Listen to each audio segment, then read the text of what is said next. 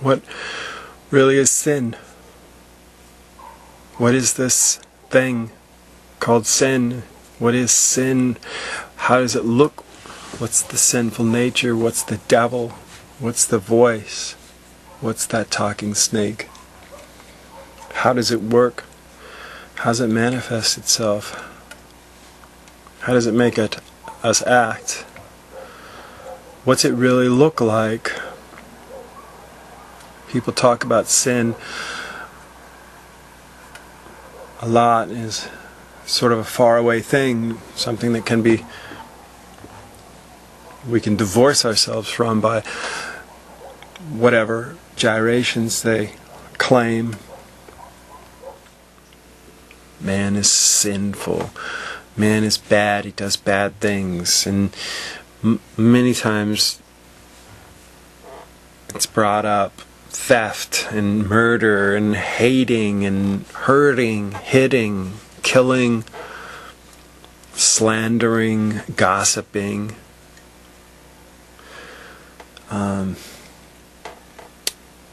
Being greedy, talking behind people's back, that's gossip. Judging people.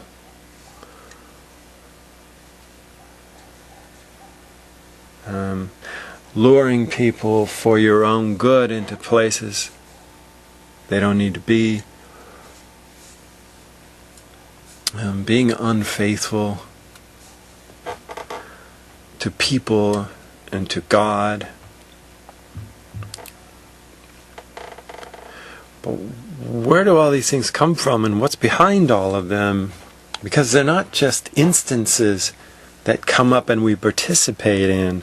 The part of something, then, they come from something much bigger and much more profound.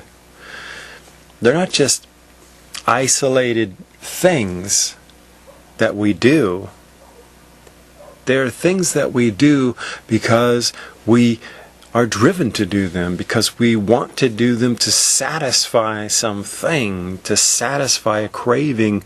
I mean, we don't just go steal something because we want to steal it. We steal something because we want to possess it. We want to own it. We want to feel safe by having something that we didn't have and that we thought we needed to have. We steal something to feel something else, to satisfy something else, to get something else that we think in our heart and our mind we need. And that's why we do it. I guess sometimes it can be just for the thrill, but even if it's done just for some thrill, that's not just some isolated thing that has no drive behind it. It's the drive that's important. It's the drive that's important in everything that is called sin. Why do people gossip?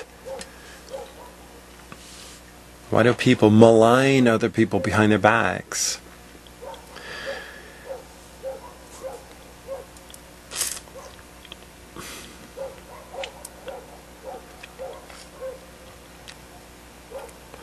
People malign other people behind their backs, or even to their face, to feel better about themselves.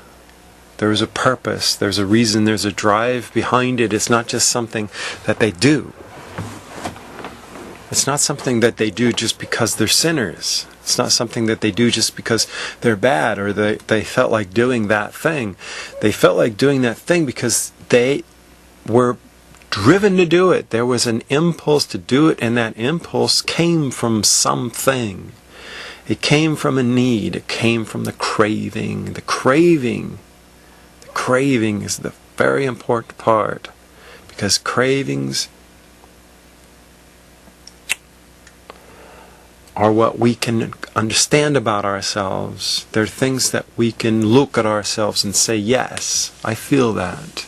Instead of saying, man is sinful, you're a sinner, or I'm a sinner, which is really abstract, and because it's been shaken out in religious circles for so long, it really means nothing, and people don't identify with that. I'm a sinner. Okay, what's that mean? It's abstract religious ideas. What does that mean? I'm a sinner. So, I've stolen something, so I'm a sinner. That's kind of what it a lot of times becomes. I have looked at a woman lustfully, so once or twice or many times, hundred thousands of times. Okay, so I'm a sinner because of that. That's a static view. I've talked about somebody behind their back before, so I'm a sinner. That's a static view. Saying that I'm a sinner because I have done something. Static view. What makes us wrong and bad is not that static view that I have the propensity to sin, that I have stolen something before in my life, I have violated some law, which is what Christianity often claims, that the law of God was broken and is broken, and you break the law of God, so you're a sinner. It's completely abstract. It's away from me. I can't understand that.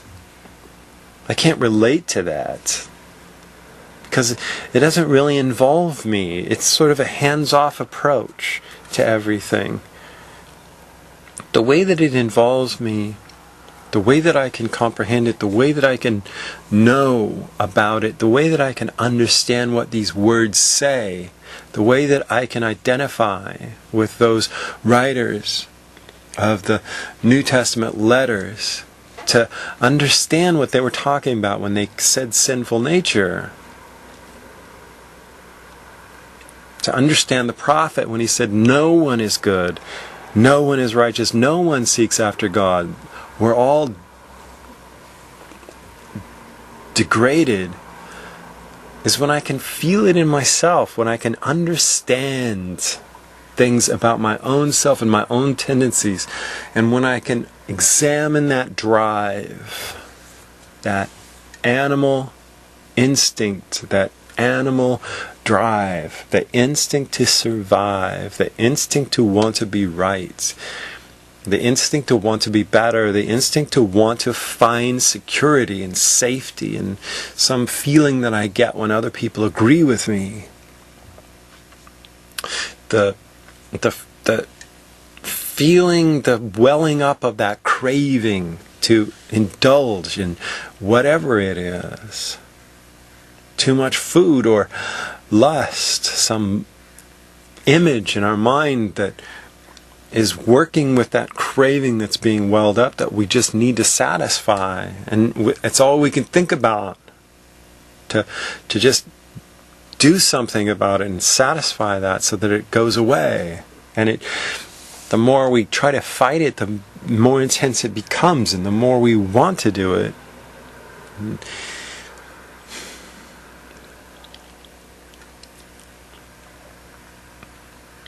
Examining what we really feel.